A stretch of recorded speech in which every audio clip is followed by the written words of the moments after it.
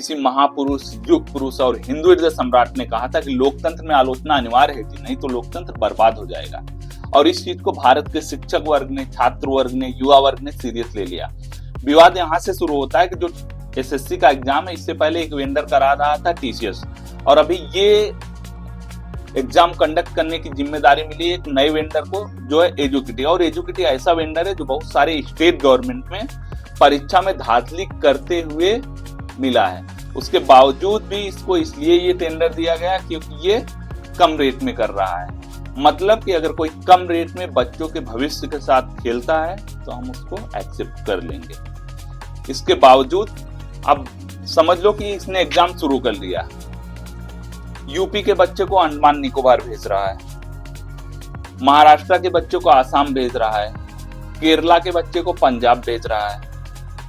बच्चे कैसे पहुंच भी गए सेंटर पे, तो वहां पे उनका माउस नहीं चल रहा है, किसी का कीबोर्ड नहीं चल रहा है, किसी का पीसी हैंग हो रहा है, और अगर इसकी शिकायत भी वो कर रहे हैं तो कोई सुनने वाला नहीं है।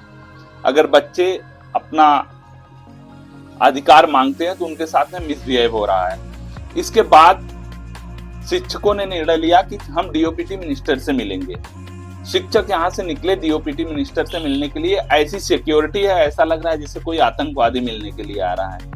उनको मारा पीटा गया, उनको डिटेन कर लिया गया, लेकिन किसी ने ये बात नहीं किया कि हम युवा वर्ग का हक क्यों खा रहे हैं, हम उनके साथ में क्यों ऐसा मिसबिहेव कर रहे हैं। और हालात ये हैं कि जो एसएससी की तैयारी करने वाले 90% ऐसे बच्चे हैं जो मजदूर वर्ग से आते हैं, किसान वर्ग से आते हैं, जो अपने घर से कैसे कैसे पैसा बचा के फॉर्म फिलअप करते हैं, ट्रैवलिंग के लिए खर्च निकालते हैं। बच्चे एक एक टाइम खाना नहीं खाते हैं कि हम अपना फॉर्म फिलअप करेंगे, और उनके साथ में मिसबिहेव कर रहे हो। अब यूपी में कोई लड़का फॉर्म भरा है तो अंडमान निकोबार कैसे जाएगा? पैदल जाएगा, साइकिल से जाएगा, सिर्फ ट्रेन से पहुंच जाएगा? सरकार को ये समझने की जरूरत है। और शिक्षा की हालत ये है हमारे देश में कि किसी राज्य के मिनिस्टर को ये नहीं पता है कि 10वीं और हाई स्कूल एक होता है।